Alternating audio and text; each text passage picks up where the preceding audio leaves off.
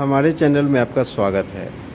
अंकमाल नामक एक युवक भगवान बुद्ध के सामने उपस्थित हुआ और बोला, भगवान, मैं संसार की कुछ सेवा करना चाहता हूँ।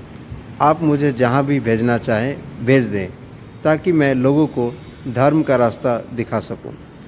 बुद्ध हंसे और बोले, तात, संसार को कुछ देने के पहले अपने पास कुछ होना आवश्यक होता है, जबकि तुम्हारे पास ऐसा कुछ भी नहीं है। जाओ, पहले अपनी योग्यता बढ़ाओ, फिर संसार की भी सेवा करना। अंकमाल वहाँ से चल पड़ा और विभिन्न प्रकार के कलाओं के अभ्यास में जुट गया। बाण बनाने से लेकर चित्रकला तक, मल्ल विद्या से लेकर मल्लाहकारी तक जितनी भी कलाएं हो सकती है, उन सब का उसने 10 वर्ष तक कठोर अभ्यास किया।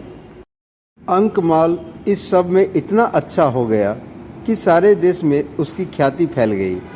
अपनी प्रशंसा से आप प्रसन्न होकर अंकमाल अभिमानपूर्वक लौटा और तथागत की सेवा में उपस्थित हुआ।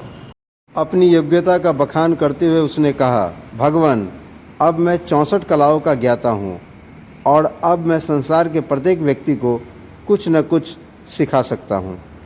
भगवान बुद्ध मुस्कुराए और बोले, अभी तो तुम कलाएं सीख कर आए हो, परीक्षा दे लो, तब उन पर अभिमान करना। अगले दिन भगवान बुद्ध एक साधारण नागरिक का वेश बदलकर अंकमाल के पास गए और उसे अकारण खरी खोटी सुनाने लगे। अंकमाल क्रुद्ध होकर मारने दौड़ा तो बुद्ध वहाँ से मुस्कुराते हुए वापस लौट पड़े।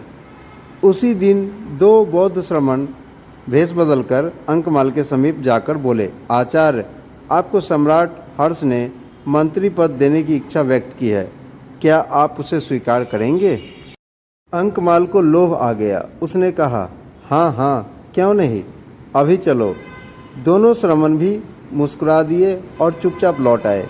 अंकमाल हैरान था, बात क्या है? थोड़ी देर बाद भगवान बुद्ध पुनः उपस्थित हुए। उनके साथ आम्रपाली थी। अंकमाल जितनी देर तथागत वहाँ रहे, आम्रपाली की ही ओर बार बार देखता रहा। बात समाप्त कर तथागत आश्रम लौटे। सायंकाल अंकमाल को बुद्ध देव ने पुनः बुलाया और पूछा, वत्स, क्या तुमने क्रोध, काम और लोभ पर विजय की विद्या भी सीखी है? अंकमाल को दिन भर की सब घटनाएं याद हो आई। उसने लज्जा से अपना सिर झुका लिया और उस दिन से आत्मविजय की साधना में संलग्न हो गया। यदि हमारी कहानी आप लोग को अच्छी लगी हो तो हमारे चैनल को लाइक और सब्सक्राइब जरूर करें। धन्यवाद।